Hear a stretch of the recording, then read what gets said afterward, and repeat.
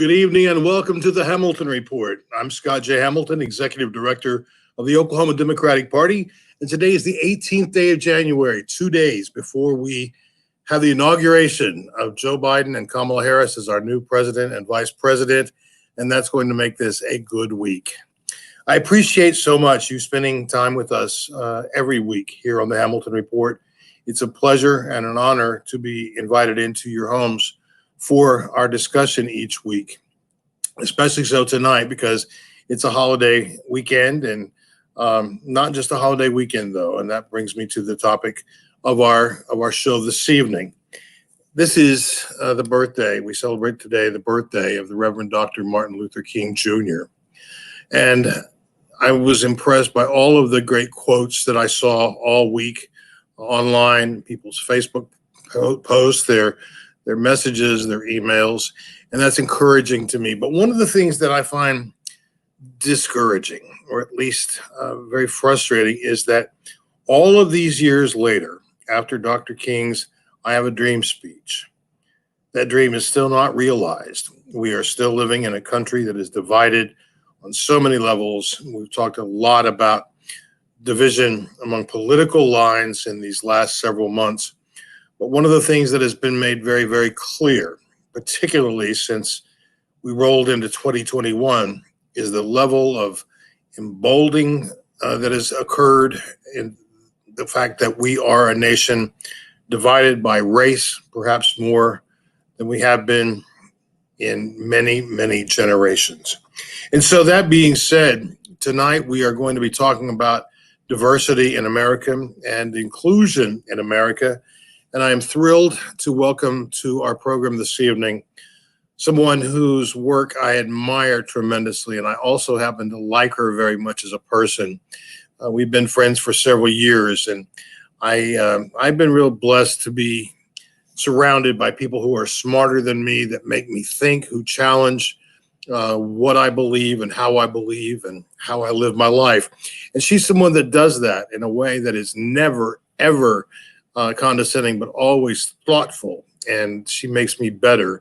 And I'm glad that she's with us this evening. It's my privilege to welcome Danne Johnson to our show. Good evening, my friend. How are you? I'm doing well, Scott. Thank you so much for the kind remarks. Well, I'll tell you, it's a pleasure. And I'm glad that we had this chance to visit this evening. Should tell folks that I introduced you in our promo material as a diversity and inclusion expert, which you are.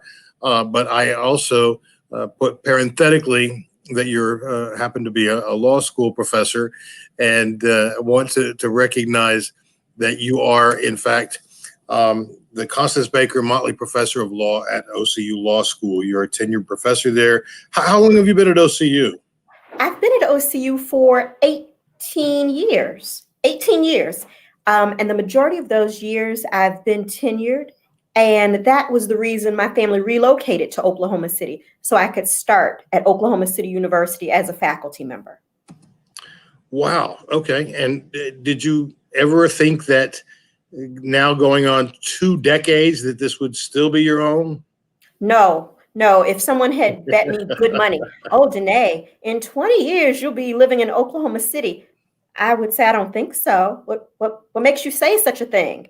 But I am here, and things happen all the time to confirm for me that this is the right place. So I've settled here. Okay, I'm glad you said that. I want to give a little bit of your background because I think it's important for folks to know. You grew up in Detroit. That's correct. And you went to school at the University of Pennsylvania, George Washington University for law school. Is that right? That's right. And the thing I would add is that growing up in Detroit, I grew up with what I term a majority perspective. So it's like many people in Oklahoma. When I grew up, everybody looked just like me. My dentist, my pediatrician, the waitress, the judges, the chief of police, the mayor of the city, the majority of the fire department. So I didn't have this view as a child that I could not be anything.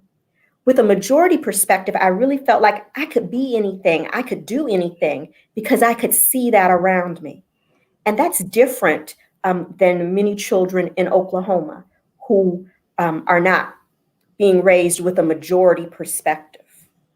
They I'm can glad you see said that. limitations. You and your husband are parents of two amazing kids. Your daughter is now in college. Your son is still at home. But they have had the good fortune of growing up with parents who are successful, who are well educated, have tremendous experience, not just in your careers, but also your life experience as well. So that's got to be an enormous plus for them. However, that's not true of all of their peers. And so how do you juggle that for your kids with their friends? It's really a challenge because even though I'm able to um, coach my children through life and to provide well for them, they are not unaffected by race and racism and discrimination because those things are pervasive. So my children have experiences, and when they come home, I have to explain to them how it works or what has happened. A very small example, and I share with people all of the time, when my daughter was 6, she came home and she said, Mom, why is it that African American people are not as beautiful as white people? As a parent, that really knocked the wind out of me. And she was so young, and you don't expect that children feel that way. And so we talked about, well, babe, why do you feel that way? What makes you think that? Did somebody say that? And she said, just a very honest and genuine little girl. She said, oh, well, you can just tell.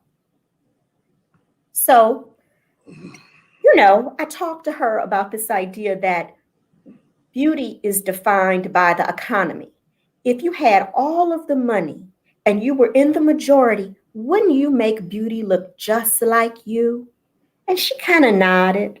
And I said, honey, in Africa, who do you think the most beautiful woman is? And she said, oh, an African American woman?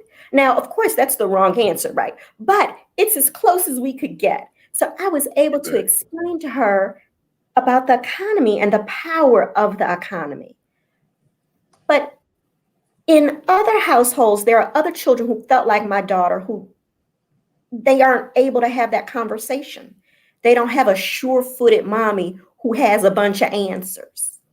And in white households, those families aren't having those conversations. So my child feels somehow diminished. And in the same breath, white children feel somehow superior. And no one said anything. No one did anything. You can just tell. You and I were chatting briefly last week, and you talked about how life changed for your family with COVID. It changed for all of us. Yours had several changes back and forth in a pretty short period of time. But one of the things that you did was you developed a routine for your family, you and your kids. Talk about your morning exercise ritual. Absolutely. So before COVID really started and people started sheltering in place, I had been going to the gym and I worked with the trainer. I went 3 to 4 times a week. And when COVID started, I decided I couldn't go back to the gym because I've been going to the senior citizen gym because I'm a woman of a certain age. So I was going to that gym. So I decided I shouldn't go back to the gym. So I told the children they weren't going back to school. Spring break had begun and we started a routine. I cooked like a prairie woman, and every day we would leave the house and we would walk 3 miles around the state capitol. We would run the stairs. We would do push-ups and jumping jacks and burpees during the course of this walk. And we would go every single day without fail. And it was wonderful to spend time with the kids, to be outdoors. And then that all changed because George Floyd was murdered. And at the murder of George Floyd, I felt afraid. I felt afraid to walk in the street with my children. because I couldn't be sure that somebody wouldn't scream something out of the window or throw something at us or do something like that. And there were protests at the Capitol, and I just felt afraid. So we stopped walking. And even though several times we've tried to restart, I just haven't been able to do that because my little boy, to me, he's 14. He is lovely and strong and handsome, but I know that someplace else somebody looks at him and sees a threat. So I was afraid to continue to walk. So that was the big change. And your home is in the shadow of the Capitol. That is your neighborhood. It is. And It is. and now all of a sudden you found yourself afraid to In walk my with your own kids neighborhood. in your own neighborhood. Yep. And the reason I bring that up, Danne, is because yours is a community where folks pay good money to live in the homes that they live in. It's beautiful. And yet what you're experiencing is no different than anybody else, anywhere else who happens to be a Black American. Absolutely. And, you know, I'm a bit at a loss there to even know how to address that, because I cannot imagine what it would be like to be a mom, to be a professional woman who has always been out front with your beliefs, with your attitude of what you can do, of what your children are capable of doing, of the people around you. And now, how do you say, okay, kids, we're going to go back inside and we're going to stay there until something else happens for the good? It's hard. It's hard. This is, it's interesting that we have this talk on today because this is the kind of thing that I think Martin Luther King's legacy stood against in his life. He said, or he stood for the ability to make us feel not terrorized. And up until that, people felt terrorized.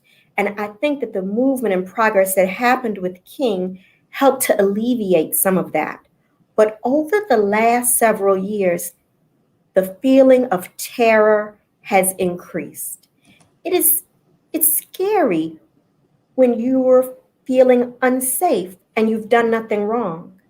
I remember after Castile was shot in his car, I was driving a big SUV down the street with my two kids in the back, and a police officer was behind me, just in normal traffic.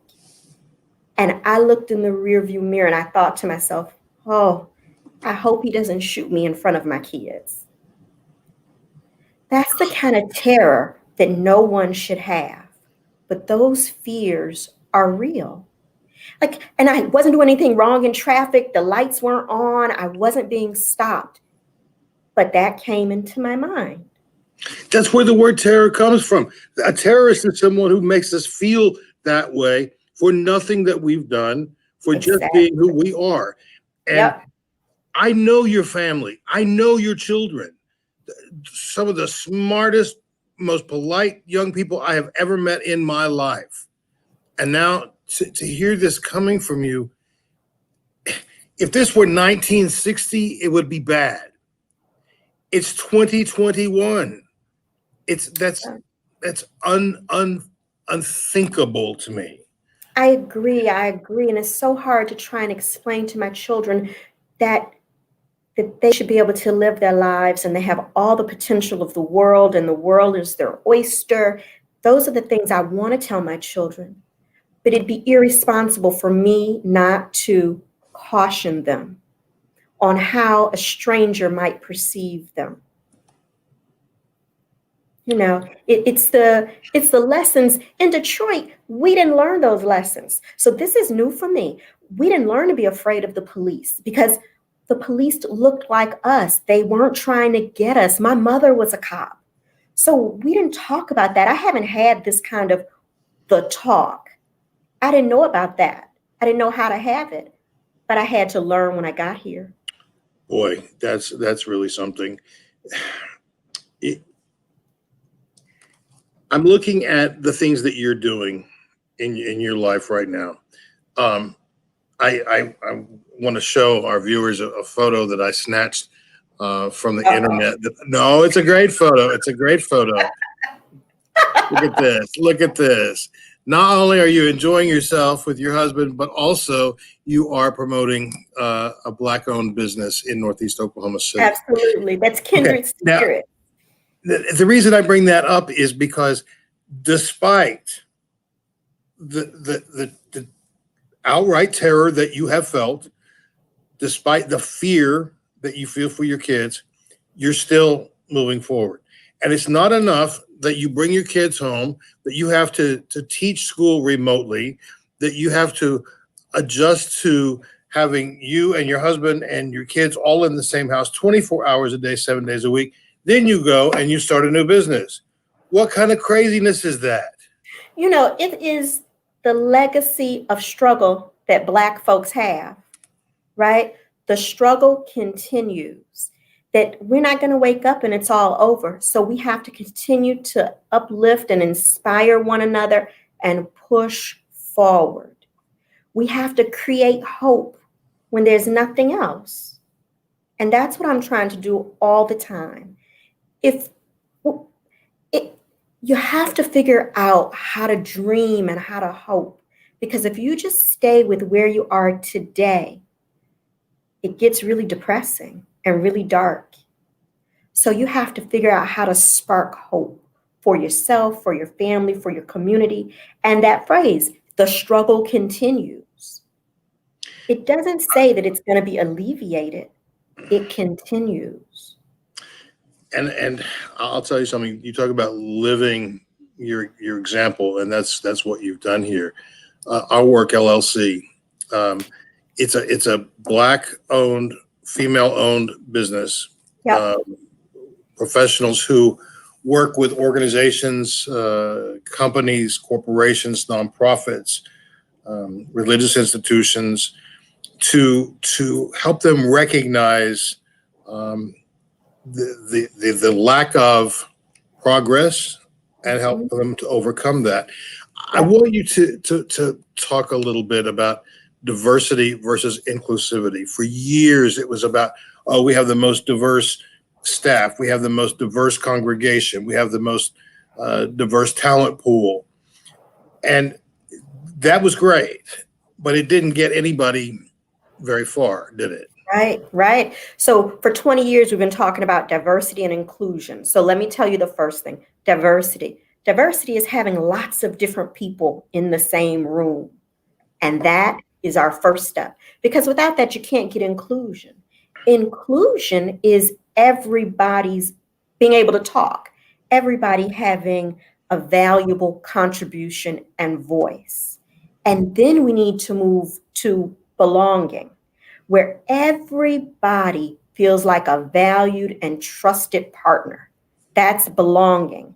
And I would suggest that even though we've been talking about diversity and inclusion for 20 years and doing lots of trainings and all of that, we wouldn't be here where we are in America right now if it had been working. I think one of the barriers is that we've not been talking about race. And whenever race comes up, we say, oh, ethnicity, difference, culture. But race is one of the most divisive tools that people have used. And if we can't talk about how race is working in America, we're not going to be able to get past numerical diversity.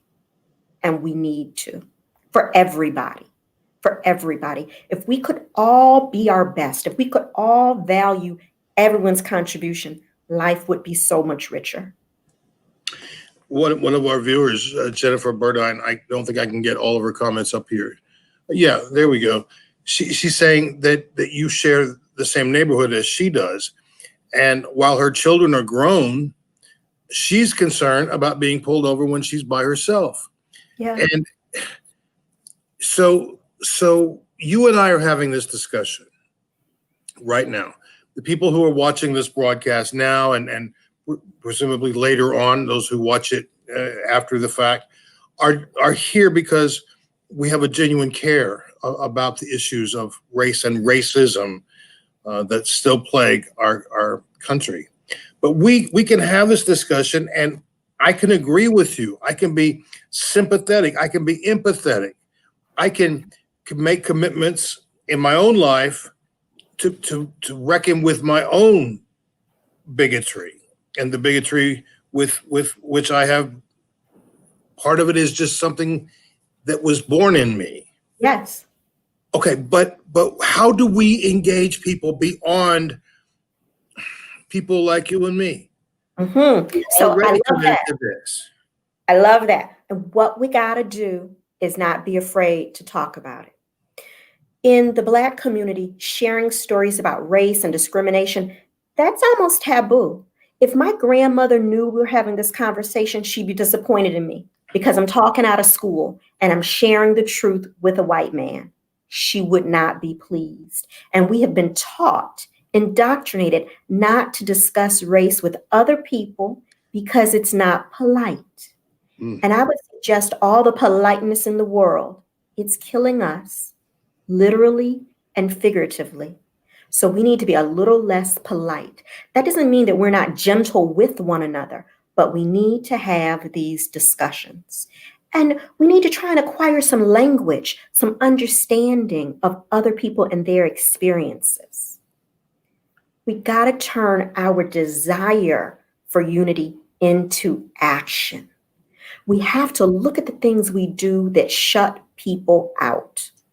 An example, because there are 8 million examples, but this idea that when you write a job description, you want someone to have a 4-year degree and a graduate degree, and you have a whole list of qualifications in order for someone to be a file clerk. Yeah. We need to make sure our job qualifications are bona fide qualifications, right? And our We need equal to opportunity statements at the bottom of that job description make us sound like we are all saints. We exactly. hire regardless of blah blah blah. Yeah, provided that you jump through the hoops to get here in the first place. Absolutely. We got to think about that. We got to think about what we want when we talk about crime and reform. What should that look like? When we talk about history and education for all children, what is that? So, what we have to do is not just talk about diversity, we have to develop an attitude of being a seeker. We need to seek knowledge. We need to acknowledge race where we find it, and we need to talk about it where it is absent. We need to forgive each other when we misspeak, when we speak too quickly, when we don't understand. But we have to seek that. I'm glad you said that, because that's kind of the echoing sentiment right now. We need to forgive each other when we misspeak. But let's since we're talking real here, Mhm. the fact is, until there is some true acknowledgement of some wrongdoing, there can be no healing. There can be no forgiving. There can be no just moving on. And I can't help but think about all of the arguments I'm seeing and hearing surrounding reparations right now. It's like, well, my family never owned slaves, and why should I have to pay money to somebody who was never enslaved in the first place? And it's like, oh no, it doesn't work that way. Right, right. So, it's something, there are two different things. One is how can we survive on a daily kind of basis? And then how do we make the world a better place? The shadow of slavery is huge and it looms over everything that we do, the entire nation. And we have to acknowledge it, talk about it, and find ways to recomp for it. Now, there is this sinking feeling that people don't talk about, and that's whether or not race is, in fact, an intractable problem, whether or not we can or will ever move on. And if the answer is no, then we need to talk about how do you protect people from racism? How do you protect victims of racism and discrimination? So we're at a point where we have to figure out which way do we want to go. Talk a little, if you would, about racial trauma, because we all know what trauma is, but that's not a term we often hear. At least as a middle-aged white guy, I don't hear that term very often. Would you tell us what that is and how you begin to treat that kind of trauma? Racial trauma is real. And it's kind of, if we had to think about it in layperson's terms, maybe post-traumatic stress disorder helps us to think about racial trauma. It is the scars, the burdens, the things that trigger and activate you that have occurred because of race. It is the inability to live a life without those scars having a daily impact. And because of racial trauma, people experience internalized oppression. People who have experienced racial trauma, they seek to traumatize other people. We need, as people who carry racial trauma, some healing. And there are social workers and therapists who deal particularly with racial trauma. And it has to be understood. You have to be self-actualized in order to work in a productive way with positive mindsets. Just as you were talking about racial trauma, one of our viewers says this: race doesn't even exist. If you want to end the non-issue of racism, just stop talking about it and it will die away.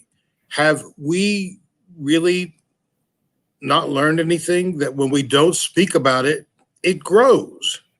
Yeah, so I think lots of people don't want to talk about it, but I don't think there's any evidence that not talking about it has made it go away. And an example is, if you take the Harvard Implicit Association test, you can just go to that website, take the Harvard Implicit Association test, and see what your mind tells you about race. It seems like just a very simple test, and most people want to say it's inaccurate. I believe people say it's inaccurate, even though it's been validated by many, many different scientific studies. People say it's inaccurate because it reveals that they have biases. And everyone has biases, but when they're about race, they are also predictive. And that's dangerous. If I have a slight bias toward European Americans, it means I might disadvantage non-European Americans in the things that I do, in the way that I act. If I don't want that to be the case, I have to check myself. I have to watch and make sure I'm not acting upon my bias. Also, tell me things like tell me the name of that test again. I want to toss that up. It's the Implicit Association test, and it's through Harvard. It's the IAT.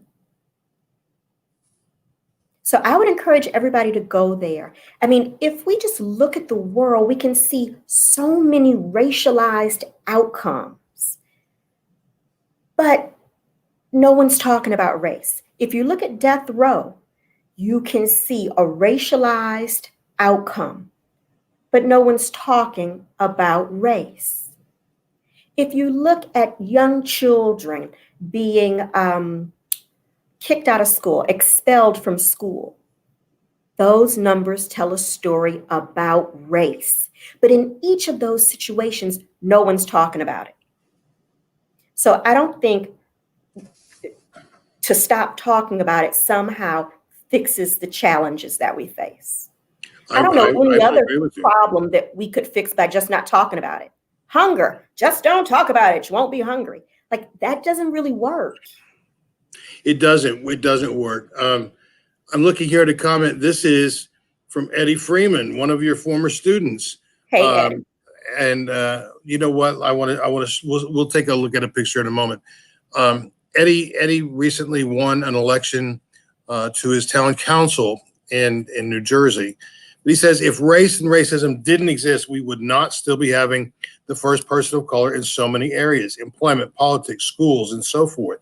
Absolutely. And you know, how often have we heard just in the President Biden's cabinet picks, that it's the first person in this role, the first woman, the first Black woman, the first, and Hispanic so yeah. man. So many, so many, so many. So okay, what you've said is so right. We have to talk about it. Yes. Now, how? Oh, so I have 1,000 examples. I think we could do some reading and invite other people to read with us.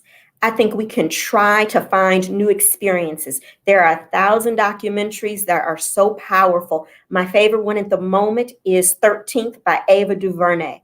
You could ask a friend, let's watch this movie. And it could be two white people. Let's watch this movie and let's talk about it. Because it's our practice in talking about it that could be helpful when we have an opportunity to do things and to make decisions. It could be taking an opportunity when we're back in person to worship at a different type of church, full of different types of people. It could be shopping in different places. We have to expand our horizons where it is possible and then not be afraid. Wow. I think that when minorities don't speak to what's going on with them, it allows our friends who are not minorities, when they see race and racism portrayed on the television, they say, well, I don't believe that because I have a Black friend and she's never said anything like this. It makes it seem like it's all invented because we don't tell our stories. So I think it's important for us to tell our stories, not just as minorities, not just as women, but as Polish people and Italian people and Irish people, because all of those people lost something in the process of becoming white. And that is important for us to acknowledge as well. You got to ask everybody, are you practicing your grandmother's traditions? If the answer is no, why not? What did you gain in the bargain? And are there some things that could be different if you upheld those traditions? And if you and your family gave up your ethnic or cultural traditions to be Americans, doesn't that make it really easy for you to tell other people to give up theirs? Is that what we want? A lot of people do. A lot of people want to say meatloaf and cauliflower is tasty. That's all you should eat. Yeah. But I would suggest there's a lot of spice to life. There's a lot of wonderful things for us to do and try. And we should participate. My friend, you have, in this short time together this evening, you've given us so much to think about, but we've only just begun this conversation. And very, very soon, I'm going to invite you back for an expanded edition, and we'll solicit questions before that broadcast, Okay. so that we can engage in more of a conversation than just the two of us, because I want to hear the experiences of our elected officials in Oklahoma who are Black, who are Hispanic. Mm-hmm. I want to hear the struggles of women in the state legislature. And you have given me now the not just the license, but I think the mandate that we all are going to have to be very intentional. Absolutely. We can no longer afford to be passive in our approach toward equality, toward eliminating some of the biases that exist in our society. And hopefully we can move to a place where we are really inclusive, where we are engaging in conversations. Wow. Yeah. This has been an exciting time. And, you know, in a sense, this is very much like a time that you and I might sit down and have a meal together, because these are the kinds of things that we talk about. Yeah. And I'm glad that you raised your voice, and that you are not just providing a great example for your children and your community, but also on a much bigger level. Your students are learning from you, and so am I. And so thank you so much for being with us tonight. God bless you, and let's talk real soon, okay? I'm looking forward to it, Scott. Thank you so much for everything that you do. I appreciate you. Bye-bye.